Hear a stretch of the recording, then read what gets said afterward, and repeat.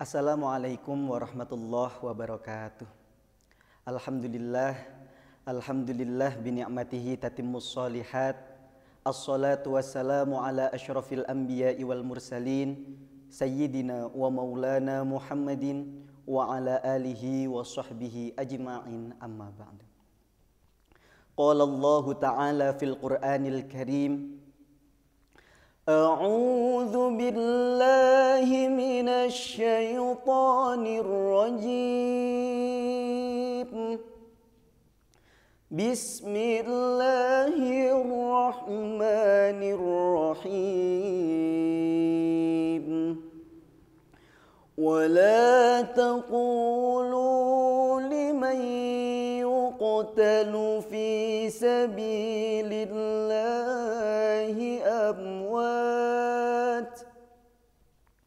ولا تقولوا لمن يقتل في سبيل الله أموات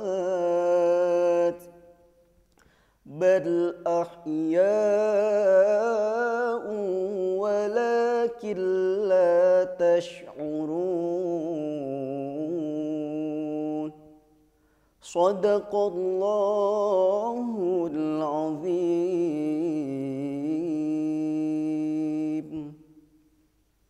Saudara-saudariku sekalian, sahabat Mahrusi yang insya Allah dimuliakan oleh Allah.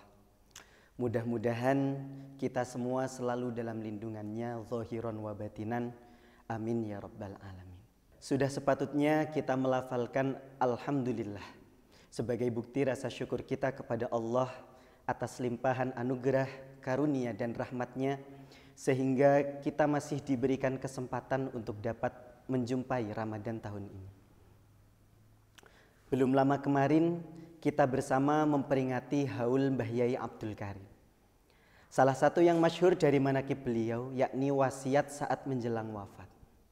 Mbah Manap meminta tolong kepada para santri untuk mendoakan beliau agar supaya diakui sebagai santrinya Mbah Khalil Bangkalan. Nah, ini adalah sikap tawaduk yang luar biasa yang ditanamkan oleh guru kita. Sudah semestinya bagi kita meneladani ahwal beliau. Bagaimana tidak? Ini merupakan haliyah akhlak yang urgen bagi kita sebagai seorang santri. Ada sebuah kisah yang tidak akan pernah saya lupakan, yang mana pada suatu kesempatan saya dan teman-teman sowan kepada Yai Ya'lu. Sebenarnya kita sowan pada mulanya ingin minta ijazahan. Tapi setelah kita matur, kemudian sontak beliau mendawuhkan ayat Al-Quran seperti yang saya bacakan di awal muqaddimah tadi. A'udzu billahi minasyaitonir rajim. Wa la taqulu liman yuqtalu fi sabilillahi amwat bal ahya'un walakin la tash'urun. Yang artinya, dan janganlah kamu mengatakan orang yang terbunuh di jalan Allah bahwa mereka telah mati.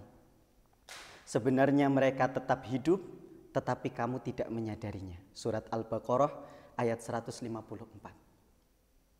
Kemudian beliau menjelaskan begini, Kang, sebenarnya Mbah Yai Imam itu tahu apa saja yang kalian lakukan di pondok. Tingkah sampean seperti apa saja, Mbah Yai Imam tahu. Tiap malam beliau keliling pondok, ngengken tilem, ngoprak istighosah, seperti saat beliau masih hidup. Tapi sekarang alamnya beliau sudah berbeda dengan kita. Begitu dawuh beliau. Mbah Yai ibarat berada di dalam kotak kaca. Bayangkan sampean, ketika sampean berada di dalam kotak kaca, terus sampean bicara keluar kaca tersebut, maka orang yang di luar kaca tidak akan bisa mendengar suara kalian. Maka jika kita ingin bisa mendengar dawuh beliau itu, jalannya adalah dengan melalui tawasul. Tawasul ini adalah sebagai bentuk menjaga tali silaturahim kita, silaturahim batin antara guru dan murid. Beliau melanjutkan dawuhnya, alamnya orang yang sudah wafat itu lebih luas dawuh beliau. Oleh karenanya, jadi orang yang sudah meninggal itu bisa mengetahui hal-hal yang gaib.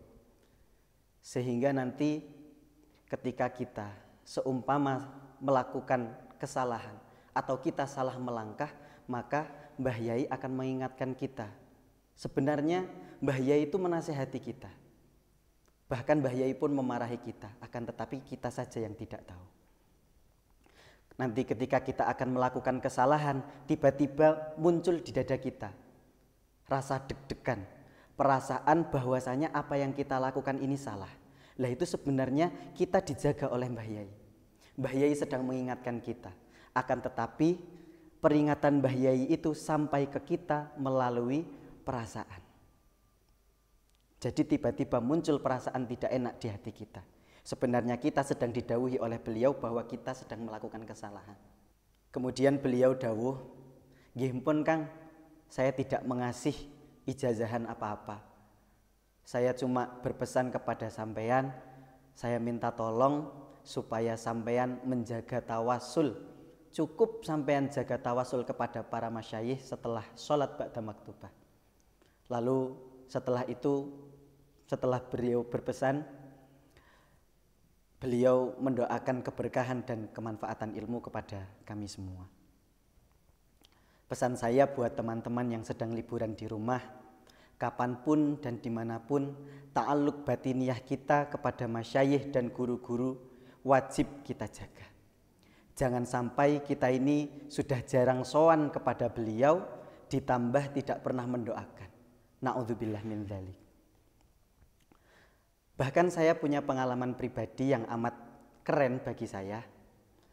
Jadi pada suatu waktu saya bersama teman-teman saya tidak sengaja sedang ngobrol biasa, kemudian tiba-tiba teman saya merasakan tidak enak badan.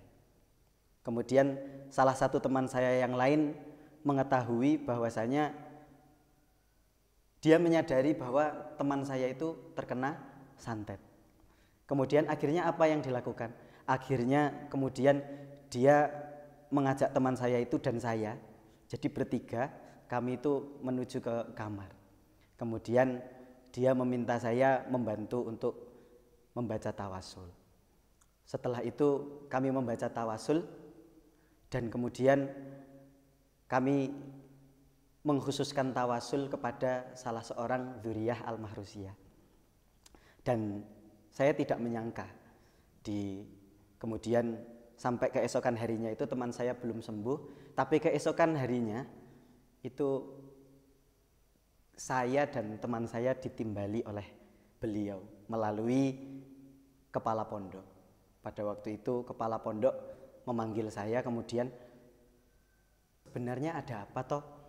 Kok kata beliau dari kemarin ada yang manggil-manggil beliau.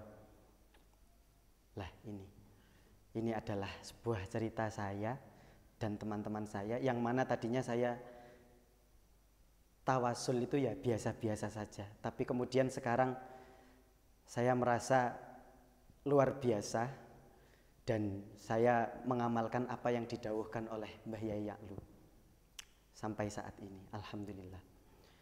Oleh karenanya ini menjadi bukti bagi saya bahwa tawasul itu sampai kepada orang yang kita tawasuli. Semoga kula sampeyan diakui sebagai santrinya Mbah Yai Abdul Karim, Mbah Yai Imam dan segenap masyayikh Lirboyo pada umumnya. Amin Allahumma amin. Selain itu dijelaskan bahwa Waliullah Syekh Qutbir Rabbani Abdul Qadir Al-Jilani berkata, Bismillahirrahmanirrahim. Ma marra muslimun ala babi madrasati illa khaffafallahu anhu al-'adaba yawmal qiyamah wa anna syakhsan yasihu fi qabrihi famadha ilaih. Yang artinya, tidak seorang pun dari muslim yang lewat di depan madrasahku kecuali mereka akan mendapatkan keringanan dari Allah atas azab mereka di hari kiamat. Bayangkan saja, mereka yang hanya lewat di depan madrasahnya Syekh Abdul Qadir saja diberikan syafaat oleh beliau, didoakan oleh beliau agar diringankan azabnya di hari kiamat.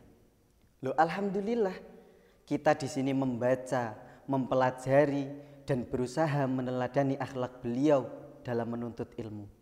Melalui kita mengkaji manaqib Sultanil Aulia Syekh Abdul Qadir. Juga kita selalu bertawassul kepada beliau. Maka ini adalah sebuah keniscayaan. Mudah-mudahan kita semua diakui sebagai santri beliau Kanjeng Syekh Abdul Qadir Al-Jilani. Amin Allahumma amin. Sebagai kalimat penutup, dawuhipun para ulama, dzikrul anbiya ibadatun wa inda dzikrus sholihin tanzilur rahmah wa fi riwayatin kafaratun lidzunub. Menceritakan kisah para nabi adalah ibadah, dan menceritakan kisah orang-orang soleh akan menurunkan rahmat. Dan dalam satu riwayat, menceritakan kisah orang yang soleh dapat menjadi pelebur dosa. Saya kira cukup sekian yang dapat saya sampaikan. Semoga bermanfaat, barokah, ma'assalamah. Akhirul kalam, wassalamualaikum warahmatullahi wabarakatuh.